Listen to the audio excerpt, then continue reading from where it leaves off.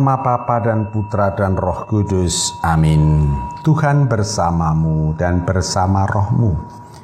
Inilah Injil Suci Yesus Kristus menurut Matius. Dimuliakanlah Tuhan. Matius bab 13 ayat 10 sampai 17. Setelah Yesus menceritakan perumpamaan tentang orang penabur, murid-murid bertanya kepadanya, "Mengapa engkau mengajar mereka dengan perumpamaan?" Jawab Yesus, "Kalian diberi karunia mengetahui rahasia kerajaan surga, tetapi orang-orang lain tidak. Karena barang siapa mempunyai, akan diberi lagi, tetapi barang siapa tidak mempunyai, maka apapun yang ada padanya akan diambil juga. Itulah sebabnya aku mengajar mereka dengan perumpamaan, karena biarpun melihat mereka tidak tahu, dan biarpun mendengar mereka tidak menangkap dan tidak mengerti. Maka pada mereka genaplah nubuat Yesaya yang berbunyi, kalian akan mendengar dan mendengar lagi namun tidak mengerti. Kalian akan melihat dan melihat lagi namun tidak menanggap.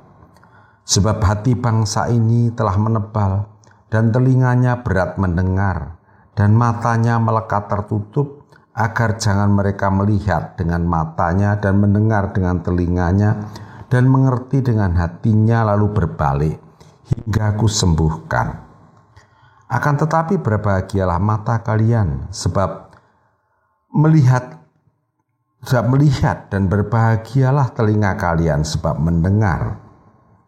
Sebab aku berkata kepadamu, sesungguhnya banyak nabi dan orang benar ingin melihat apa yang kalian lihat, tetapi tidak melihatnya, dan ingin mendengar apa yang kalian dengar, tetapi tidak mendengarnya.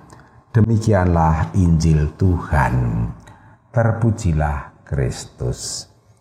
Saudari-saudara yang dikasihi Tuhan dan yang saya gemateni, judul renungan saya pada tanggal 23 Juli 2020 adalah murid bertanya, guru menjawab.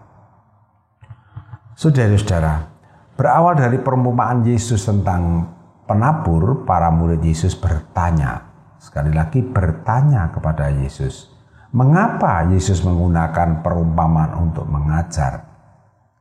Pengalaman sehari-hari menjadi medan pengajaran Yesus. Dunia pertanian adalah dunia para murid dalam hidup keseharian. Maka Yesus menggunakan perumpamaan agar mudah dimengerti oleh orang-orang yang berminat untuk mengerti.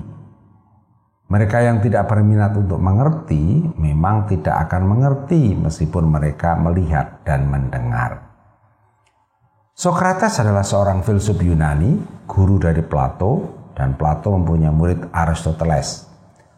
Untuk menjadi orang yang paling bijaksana di zamannya, Sokrates hanya bermodalkan satu pertanyaan.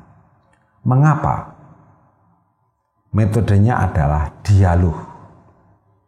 Dia suka mempertanyakan berbagai macam kehidupan ini dengan orang-orang di sekitarnya. Romo Mangunwijaya mengatakan bahwa seorang murid yang pintar bukanlah murid yang pintar menjawab pertanyaan guru, tetapi yang pintar bertanya sampai gurunya tidak bisa menjawab. Dengan demikian sang murid pintar akan terus mencari jawabannya. Pertanyaan murid-murid Yesus menjadi pertanda bahwa mereka itu berminat untuk mengerti. Hal ini berlaku untuk kita zaman sekarang bagi murid-murid Yesus. Kita mengenal berbagai macam doa pujian, doa ampun, doa permohonan. Doa-doa itu lebih berwarna monolog, artinya kita yang berbicara. Terkadang Tuhan tidak kita beri kesempatan untuk berbicara sampai doa selesai. Dermimil ngomong terus, jadi malah mengajar gurunya. Warna doa itu sangat mudah kita praktekkan. Tetapi tidak amat menolong bagi kemajuan hidup kita karena kita kurang mendengarkan, sehingga kita tidak mengerti apa-apa yang terjadi dalam pengalaman hidup kita sehari-hari. Doa dalam bentuk dialog akan lebih memperkaya kita untuk menjadi orang yang bijaksana, sehingga selalu lebih mudah menjalani kehidupan ini. Doa dalam bentuk dialog ini berarti kita membiarkan sang guru mengajar kita. Kita lebih banyak diam, mendengarkan. Maka kita akan menjadi orang yang makin bijaksana dalam kehidupan ini. Jika Anda masih mengaku sebagai murid Yesus, ubahlah gaya doa Anda. Jadilah murid yang baik, sedikit berbicara, banyak mendengarkan pengajaran Yesus Sang Guru. Amin. Kemuliaan kepada Bapa dan Putra dan Roh Kudus, seperti pada permulaan, sekarang, selalu, dan sepanjang segala abad. Santa Maria Fatima, doakanlah kami.